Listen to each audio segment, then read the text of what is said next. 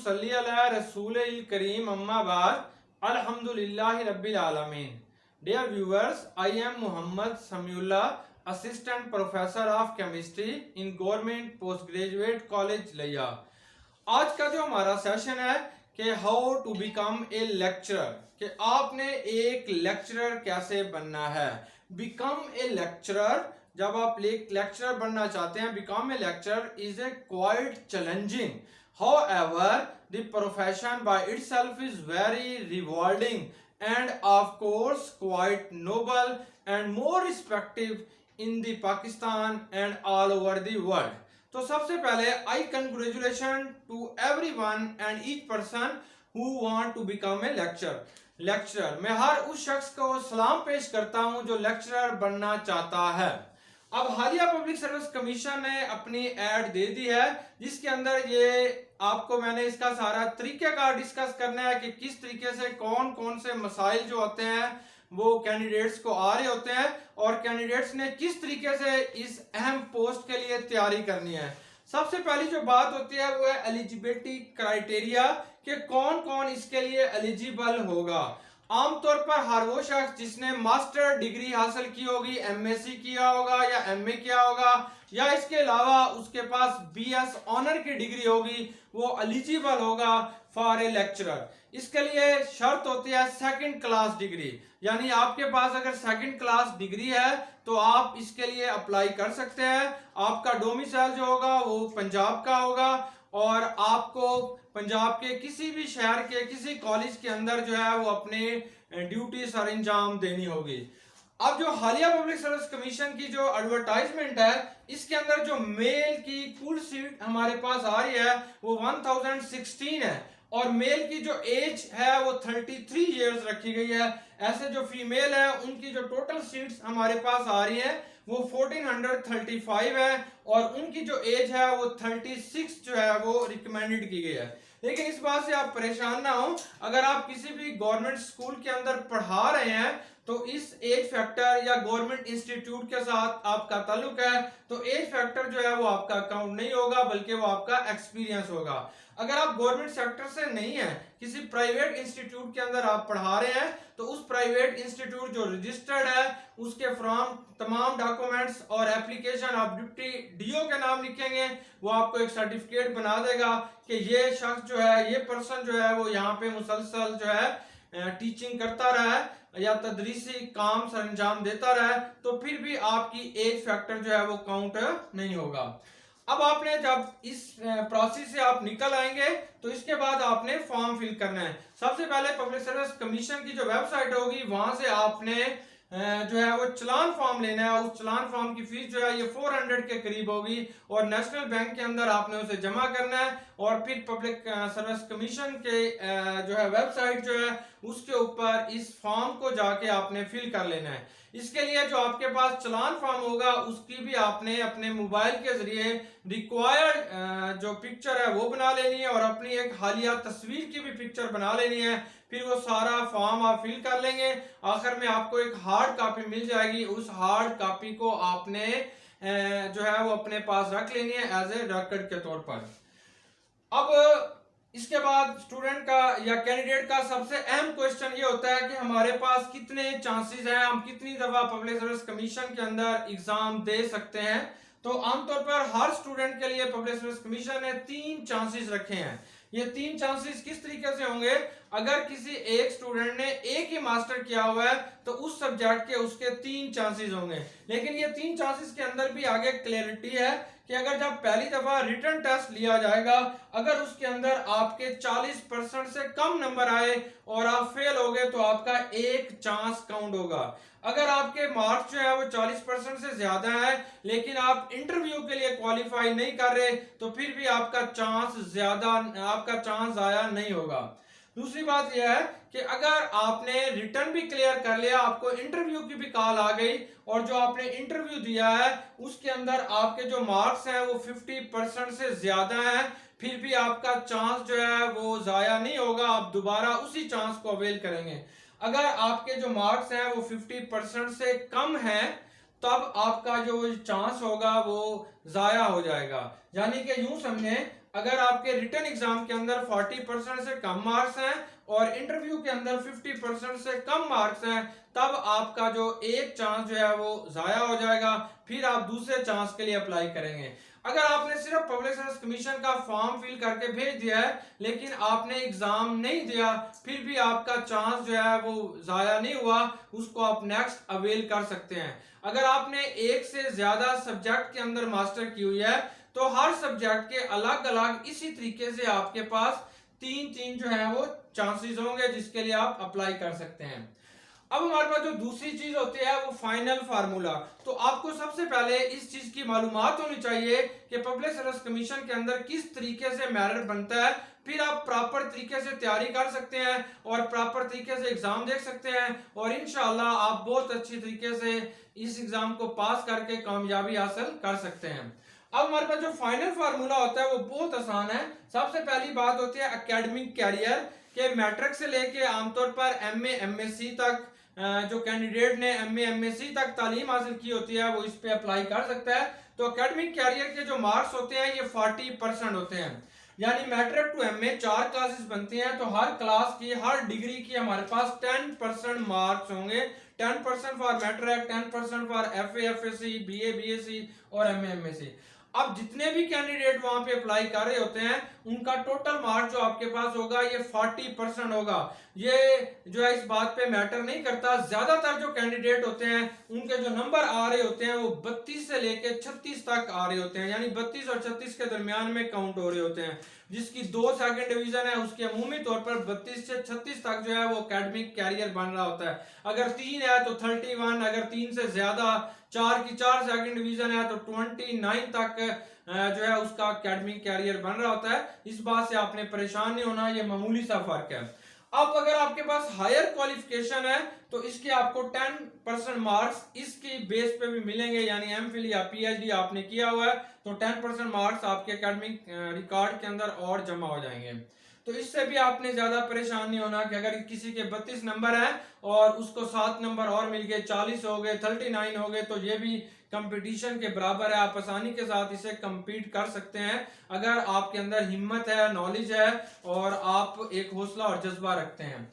अब तीसरी बात जो इसके अंदर आती है वो इंपॉर्टेंट है रिटन टेस्ट। सबसे इंपॉर्टेंट चीज जो होती है वो रिटन टेस्ट है। रिटन टेस्ट जो पब्लिक सर्विस कमीशन लेती है वो 100 एमसीक्यूज लेगी, जिसमें से 80 एमसीक्यूज जो होंगे वो आपके सब्जेक्ट के होंगे, जो भी आपका सब्जेक्ट है, और 20 एमसीक्यूज जो होते हैं वो जनरल नॉलेज के होंगे, या उसमें से कुछ कंप्यूटर के बारे में होगा, कुछ एवरीडे साइंसेज होंगे और करंट अफेयर्स के बारे में 20 क्वेश्चन से जो है वो दिए जाते हैं, उनमें से सवाल होंगे। तो ये 50% मार्क्स होते हैं। आपने फिर 50% मार्क्स से मुराद ये है कि 100 नंबर का पेपर होगा। अगर आपने 100 में से 80 नंबर हासिल किए तो 80 को 2 पे वो तकसीम करेंगे तो 40 बन जाएंगे। ये 40 आपके मेरिट के अंदर शामिल हो जाएंगे कि जो भी रिटन टेस्ट के नंबर होते हैं उसको 2 पे तकसीम करके फिर रिटन टेस्ट के अंदर शामिल कर दिया जाता है। लेकिन पास होने के लिए चांसेस के अंदर सिर्फ आपने 40 एमसीक्यूज ठीक करने होते हैं, 40% आपके नंबर आना जरूरी होते हैं। और इंटरव्यू के लिए आपके 100 मार्क्स होते हैं और यहां से जितने ज्यादा आपके मार्क्स आते जाएंगे वो आपके जो है फाइनल मेरिट के अंदर जमा होते जाएंगे। और इंटरव्यू के लिए कम से कम 50 मार्क्स लेना जरूरी है ताकि आप इस टेस्ट को बेहतर तरीके से क्वालिफाई कर सकें। हमने ये तो देख लिया कि फाइनल फार्मूला कैसे बनता है, ये आपको सबको समझ आ गया, तो इसकी इंफॉर्मेशन होना इंतहाई जरूरी है। अब हम मेन बात की तरफ आते हैं कि इस टेस्ट को आपने क्वालिफाई कैसे करना है, इसको कैसे किस तरीके से आपने पास करना है। सबसे पहली बात यह है कि आपको पब्लिक सर्विस की जो जितनी भी इंफॉर्मेशन है अपने सब्जेक्ट के बारे में, टेस्ट के बारे में, वो सारी आपको होनी चाहिए, जो आपको तकरीबन मैंने इस टेस्ट के बारे में बता दिया है कि इंफॉर्मेशन आपके पास आ जाती है। सेकंड चीज जो आ जाती है वो नॉलेज अबाउट मेरिट, वो भी हमने डिस्कस कर लिया कि मेरिट किस तरीके से बनता है। इस तरीके से आपके जो भी नंबर हैं और अपने आप को आप बेहतरीन तरीके से तैयारी करके किसी एक चीज में अगर आपके नंबर भी, फॉर एग्जांपल अगर एकेडमिक रिकॉर्ड में आपके नंबर कम है तो आप इस कमी को रिटन टेस्ट के अंदर और फिर इंटरव्यू के अंदर पूरी कर सकते हैं। अब ये अहम चीज जो हमारे पास आ रही है कि प्रॉपर स्टडी मटेरियल, कि आपने एक जो अहम काम करना होता है कि जिस सब्जेक्ट का भी आपने लेक्चरर बनना है, उसके उस सब्जेक्ट की आपने प्रॉपर स्टडी करनी है। तो प्रॉपर स्टडी से मुराद ये है कि हमारे पास पब्लिक सर्विस कमीशन का कोई भी खास सिलेबस नहीं होता। ये मैट्रिक से लेके एमफिल तक, एमए तक तमाम कोर्सेज के अंदर से ये पेपर आता है। मोस्टली तौर पर ये पेपर जो है वो ज्यादातर, क्योंकि डिग्री क्लासेस को और इंटरमीडिएट को पढ़ाना होता है, तो ज्यादातर जो कोर्सेज होते हैं वो इंटरमीडिएट और डिग्री क्लासेस से आता है। तो आपने इंटरमीडिएट, अपने सब्जेक्ट की इंटरमीडिएट और डिग्री क्लासेस के तमाम जो किताबें हैं उनको अच्छे तरीके से आपने पढ़ लेना है। जब आप स्टडी मटेरियल को अच्छे तरीके से पढ़ लेंगे, इसके बाद आपने कोई भी एमसीक्यूज की बुक लेनी है। अगर आपका ताल्लुक साइंसेस से है, मसलन फिजिक्स, केमिस्ट्री या आपका मैथ से है, तो आप पियरसन की बुक पढ़ें। बेहतरीन किताब है, अगर आप इसे पढ़ लेंगे तो इंशाल्लाह आप जरूर कामयाब हो जाएंगे। तो आपने प्रॉपर स्टडी करनी है, उस मटेरियल को अरेंज करना है। फिर आप पहले ऐसे करेंगे कि जो भी है वो आप उसकी थ्योरी पढ़ेंगे और इसके बाद उससे रिलेटेड एमसीक्यूज आप पढ़ेंगे। तो आपने कोशिश करनी है कि एक ही दिन में सारा सब्जेक्ट जो है वो नहीं पढ़ लेना, बल्कि थोड़े थोड़े मखसूस मटेरियल को पढ़ के फिर आगे चलेंगे। इससे आपको बहुत ज़्यादा खुशी महसूस होगी जब आप शॉर्ट टर्म के अंदर इसे पढ़ेंगे, शॉर्ट चैप्टर आप याद करते जाएंगे, तो आपका सारा सिलेबस भी जल्दी कवर हो जाएगा। और आप जब एक किताब को ख़त्म कर लेंगे, फिर आप उसे रिवाइज करेंगे, उसके एमसीक्यू सॉल्व करने की कोशिश करेंगे, तो आप बहुत ज़्यादा खुशी महसूस कर रहे होते हैं। तो इस तरीके से आपने स्मॉल स्टेप्स के साथ इसे मुकम्मल करना है। अब जब पब्लिक सर्विस कमीशन का एक अहम चीज होती है, उसे हम नेगेटिव मार्किंग कहते हैं। नेगेटिव मार्किंग एक किस्म की गेम होती है और इस गेम के अंदर आपने अपने आप को बड़े अच्छे तरीके से कामयाब कराना है या इसके अंदर कामयाब होना है। कि अगर आप पब्लिक सर्विस कमीशन के इम्तिहान के अंदर अगर आप एक सही स्टेटमेंट लिख रहे हैं तो उसके आपको जो मार्क्स मिलते हैं वो 1 नंबर मिलेगा। अगर आपसे कहीं पे गलती हो गई है तो आपसे 0.25 मार्क्स जो होते हैं वो आपके टोटल मार्क्स के अंदर से काट लेते हैं। तो इस चीज का आपने खास ख्याल रखना है कि नेगेटिव मार्किंग को यूज करते हुए आपने अपना रिटन टेस्ट पास करना है। तो आपको मैं एक अहम बात बताऊं कि आमतौर पर जितने भी पब्लिक सर्विस कमीशन के पेपर होते हैं और हर सब्जेक्ट का जो मेरिट होता है वो तकरीबन 55 से नीचे ही रहता है या मैक्सिमम 60। तो सबसे पहले आपने अपने 60 एमसीक्यूज बिल्कुल ठीक कर लेने हैं। अगर आपके पास 60 एमसीक्यूज ठीक हो जाते हैं तो आपको मैं कंग्रेचुलेशन दे रहा हूं, आपको मुबारक दे रहा हूं कि आप इंशाल्लाह रिटन टेस्ट के अंदर पास हो गए हैं। तो अगर नेगेटिव मार्किंग से आपने बचना है, नेगेटिव मार्किंग के अंदर आपके पास जो है वो 0.25 आपके टोटल मार्क्स के अंदर से कम कर दिए जाएंगे। इसकी एग्जांपल कुछ यूं सुने, इसको हम देखते हैं। ये हमारे पास एक केस आता है, केस नंबर 1। अब एक शख्स है, अब उसने जो है 60 एमसीक्यूज बिल्कुल ठीक किए हुए हैं, 60 एमसीक्यूज उसके ठीक हैं, लेकिन उसने लालच के अंदर आके 10 एमसीक्यूज और भी इसके अंदर जो है वो 60 एमसीक्यूज बिल्कुल ठीक कर गया है, लेकिन वो 40 एमसीक्यूज जो उसने किए हैं कि उसका ये ख्वाहिश थी कि मैं सारे का सारा पेपर सॉल्व करूं, तो 40 एमसीक्यूज उससे गलत हो गए हैं। ये इसके करेक्ट आंसर हैं, बिल्कुल करेक्ट इसने लिखा हुआ है, लेकिन जो 40 एमसीक्यूज नेक्स्ट है, ताकि सारे का सारा पेपर वो हल करना चाहता था, वो जो है रॉन्ग क्वेश्चन है, वो उसके पास जो है वो गलत हो गए हैं। जब ये 40 गलत हो जाएंगे तो इस 40 को जब आप 0.25 से जरब देते हैं तो ये 20 बनते हैं। तो जब 60 में से ये 20 नंबर आप निकाल देंगे तो आपके 40 मार्क्स बन जाएंगे। अगर उस टेस्ट का जो रिटर्न पास होना है, फॉर एग्जांपल अगर रिटर्न पास होने वाले के जो नंबर दरकार थे वो 53 है, कि 53 वाला जो होगा वो रिटर्न टेस्ट को क्वालिफाई कर लेगा, तो इस तरीके से ये कैंडिडेट जो होगा ये फेल हो जाएगा, क्योंकि इसके 40 नंबर हो गए हैं, इसके नंबर जो है वो कम हो गए हैं, 40 हो गए हैं, और इसकी अपनी पॉलिसी की वजह से ये गलत हो गए हैं। तो इसलिए जब भी आपने पेपर को सॉल्व करने की कोशिश करें तो नेगेटिव मार्किंग आपके जहन में फौरन आनी चाहिए। आपने ये कोशिश कतई नहीं करनी कि आपने सारे का सारा पेपर सॉल्व करना है। सबसे पहले कोशिश करनी है कि जो आपकी आंसर शीट है इस पे कम से कम 60 के करीब एमसीक्यूज बिल्कुल ठीक हों। अगर 60 के करीब एमसीक्यूज आपके बिल्कुल ठीक हैं तो फिर बेशक आप आगे ना चलें, या अगर आप आगे जाना भी चाहते हैं तो आप उन एमसीक्यूज की तरफ चले जाएं जिनके अंदर आपको थोड़ी बहुत कंफ्यूजन है। अगर आप एक ऐसे एमसीक्यूज की तरफ जा रहे हैं जिसकी चार की चार ऑप्शन का आपको बिल्कुल नहीं पता कि इनमें से कौन सी ठीक है, तो उसको कतन भी आपने हाथ नहीं लगाना, ना उसको हल करने की कोशिश करनी है, ना उसका मार्क्स जो होता है, वो निशान जो होता है, वो आपने अपनी आंसर शीट के ऊपर लगाना है। सिर्फ आपने, अगर आप किसी ऐसे एमसीक्यूज के ऊपर पहुंच गए हैं जिसमें से आपको दो एमसीक्यूज में से एक एमसीक्यूज के बारे में शक है कि इन दो में से ये एक हो सकता है, वहां पे बेशक आप तुक्का इस्तेमाल कर लें, लेकिन जहां पे आपको बिल्कुल नहीं पता वहां पे आपने बिल्कुल तुक्का इस्तेमाल नहीं करना। तो नेगेटिव मार्किंग से आपने फायदा उठा के अपने आप को जो है इस रिटन टेस्ट के अंदर क्वालिफाई करना है। इसी तरीके से अगर एक दूसरा कैंडिडेट ऐसा है जिसने सिर्फ 55 क्वेश्चन किए थे जो उसको आते थे और उसके अलावा उसने और कोई क्वेश्चन नहीं किया, तो वो इस मेरिट को आसानी के साथ क्वालिफाई कर जाएगा। नेक्स्ट जो है वो आपने प्रॉपर गाइडेंस, कि आपने ऐसे लोगों से गाइडेंस लेनी है जो इस फील्ड के माहिर हैं, जो इस फील्ड के प्रॉपर काम कर रहे हैं। ऐसे लोगों से आपने कतन कांटेक्ट नहीं करना जिनको इस फील्ड के बारे में कतन पता नहीं है, या ऐसे लोग जो पढ़ना नहीं चाहते वो आपको मुख्तलिफ मशवरे देंगे कि यहाँ पे रिश्वत देनी पड़ती है, कोई और काम करना है। तो ऐसा कुछ नहीं होता। सिर्फ अगर प्रॉपर लोगों के साथ आपका मेल जोल होगा तो वो आपको ऐसे गाइड करेंगे कि आप इसको बेहतरीन तरीके के साथ जो है वो इस टेस्ट को पास कर सकते हैं। अब बात लोग पूछते हैं कि हम एकेडमी ज्वाइन करें इसके लिए, तो ऐसा भी होता है कि अगर आप किसी भी बड़े और अच्छे शहर के अंदर रह रहे हैं जहाँ पे प्रॉपर एकेडमीज मौजूद है लेक्चरशिप की तैयारी कराने वाले, तो वहाँ पे आप जरूर जाइए और इन एकेडमीज को अटेंड करें, वहाँ पे अपने इल्म के अंदर इजाफा कीजिए। अगर आमतौर पर ऐसे होता है हर शहर के अंदर जो भी एकेडमीज होती हैं वो लेक्चर की तैयारी कराना शुरू कर देते हैं, तो इन एकेडमीज में आप मत जाइए, क्योंकि उनके पास कोई भी प्रॉपर एक्सपीरियंस भी नहीं है, ना वो इस बारे में जानते हैं, तो वो आपके कंसेप्ट भी खराब करेंगे और आपकी प्रॉपर गाइडेंस भी नहीं होगी। तो इसको आपने सोच समझ के फैसला करना है, क्योंकि ये आपका फ्यूचर का प्रॉब्लम है।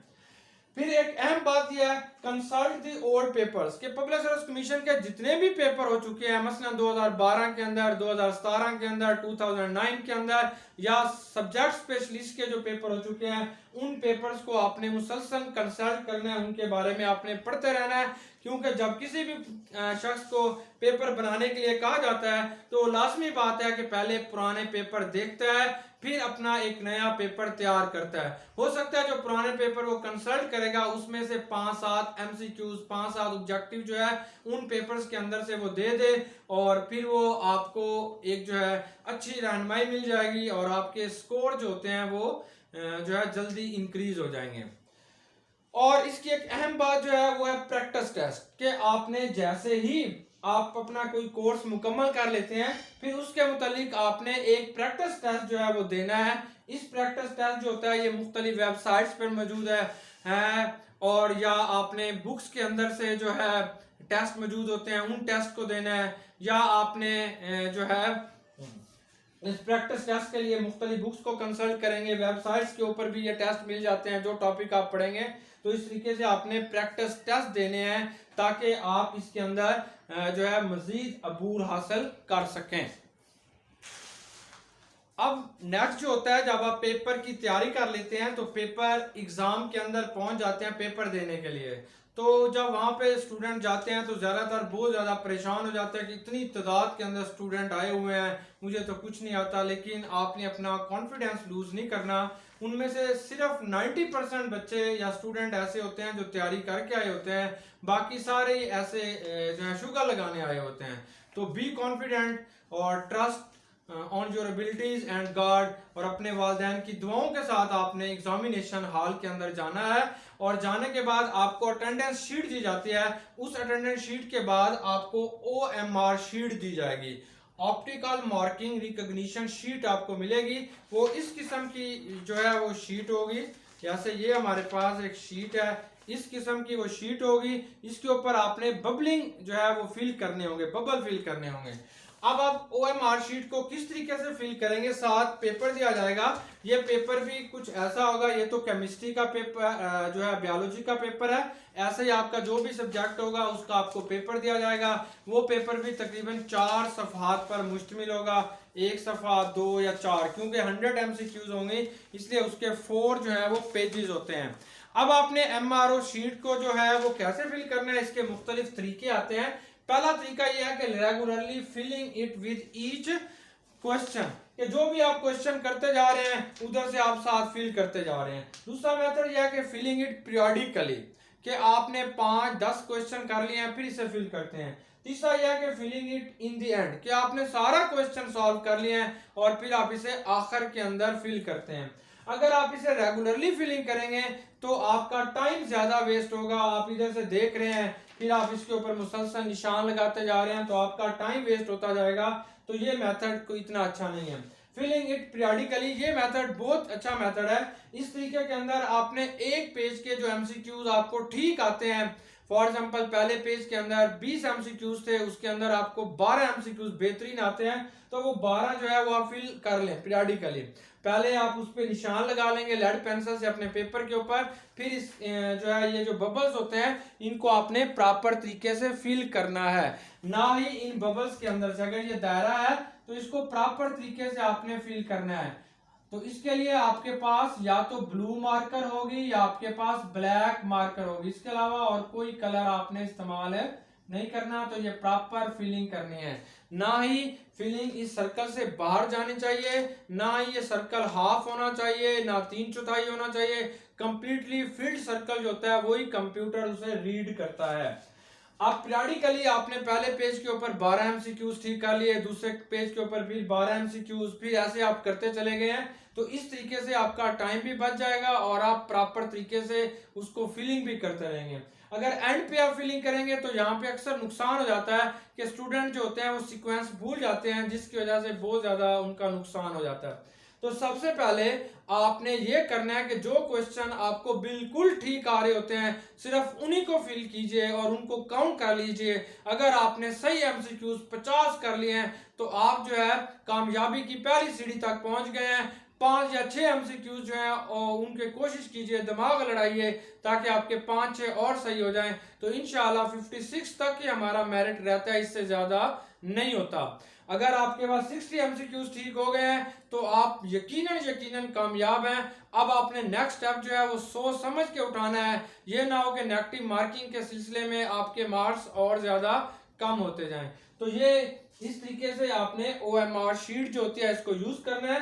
OMR शीट के अंदर जो कंप्यूटर रीडिंग करता है वो 1 घंटे के अंदर तकरीबन 10,000 जो है वो शीट जो है उनकी मार्किंग कर लेता है। और अगर आपने 2 या 2 से ज्यादा सर्कल के ऊपर, यानी एक ही लाइन के ऊपर 2-2 सर्कल के ऊपर टिक कर दिया तो वो भी रॉन्ग है। अगर आपने इसके ऊपर ऐसे निशान लगा दिया तो ये भी गलत तस्वर होगा, ऐसे निशान टिक का लगा दिया तो ये भी गलत तस्वर होगा। सिर्फ आपने उसके अंदर बबलिंग करनी है, या आपने ब्लू मार्कर से करनी है या आपने ब्लैक मार्कर से करनी है। लास्ट में मैं I am assistant professor of chemistry, तो जो केमिस्ट्री के स्टूडेंट है उनको लास्ट में मैं बताना चाहता हूं कि आप लोगों ने क्या करना है। तो सबसे पहले आपने जो आपका सब्जेक्ट मैटर होता है, तमाम लोगों ने मैट्रिक से लेके एमए तक तमाम अपना सब्जेक्ट पढ़ना है। जो केमिस्ट्री के स्टूडेंट हैं उन्होंने ऐसे करना है कि एफएससी की किताबें पढ़नी है, बीएससी की और मैट्रिक की, और जो उनके एमए के नोट्स हैं उनको पढ़ना है। जो एमए के अंदर स्पेशलाइजेशन होती हैं उनमें से बहुत कम क्वेश्चन आते हैं, ज्यादातर जनरल केमिस्ट्री जो होती है वो हमारी इन्वॉल्व होती है। अगर आप लोगों के रेंज के अंदर अतौल सिंह की ये किताब हो, पियर्सन ऑब्जेक्टिव केमिस्ट्री जो होती है पियर्सन की, अगर ये बुक आपको मिल जाए, और क्योंकि इसके अंदर पूरी केमिस्ट्री जितनी भी केमिस्ट्री है सारी की सारी कवर की गई है, ये इसका पहला पेज है। इसके अंदर इसने तमाम यूनिट्स जो होते हैं उनको कवर किया हुआ है, और फिर हर यूनिट्स के आगे इसने एमसीक्यूज भी बताए हुए हैं, हर यूनिट के ट्रिक भी बताए हुए हैं, और फिर इसने बहुत सारी प्रैक्टिस टेस्ट भी दिए हुए हैं। अगर आप अतौल सिंह की किताब अपने कोर्सेज के साथ साथ अतौल सिंह की किताब पढ़ लेते हैं तो मैं आपको 100% गारंटी देता हूं कि इंशाल्लाह आप रिटर्न में भी पास होंगे, आप इंटरव्यू में भी पास होंगे। अब आप जब रिटर्न टेस्ट पास कर लेंगे तो इंशाल्लाह नेक्स्ट मूवी के अंदर, नेक्स्ट वीडियो के अंदर आपसे हम डिस्कस करेंगे कि इंटरव्यू को, टेस्ट को किस तरीके से आपने पास करना है। अब आपने इस वीडियो को सब्सक्राइब कर देना है ताकि नेक्स्ट आने वाली वीडियो जो होती है वो भी आप तक पहुंच सके और जो भी डिस्कशन होगी वो आप तक आसानी के साथ पहुंच सके। आपके लिए बहुत सारी दुआएं और हमारा हायर एजुकेशन डिपार्टमेंट अपने नए आने वाले मेंबर्स को का इंतज़ार कर रहा है और बहुत सारे कॉलेजेस के अंदर आपको वेलकम कहने के लिए बहुत सारे स्टूडेंट मौजूद हैं। आई होप कि आप इस सारे प्रोसेस को अच्छे तरीके से समझ गए होंगे। वमा अलैना इल्लल बलाग।